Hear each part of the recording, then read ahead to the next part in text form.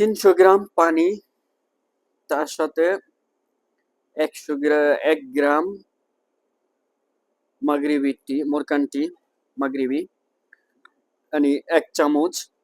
তারপরে নানা হইলো 12 গ্রাম, পুদিনা পাতা মিন্ট 12 গ্রাম, 12 গ্রাম। একসাথে মিক্স কইরা, একসাথে দিয়া মোরকানটির সাথে নানা এড কইরা তারপরে হিটারে বসাইতে হয়। হিটারে বসাতে হবে। হিট হয়ে গেলে তারপরে ফিল্টার করতে হবে সুন্দরভাবে।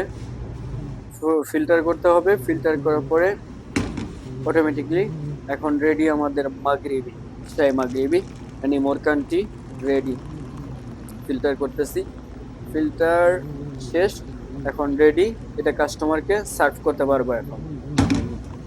কালারটা দেখেন একসাথেই দিছিলাম আমি সবকিছু, মানে হিটের কারণে গোলা কুয়াশার মতো আবরণ সৃষ্টি হয়েছে।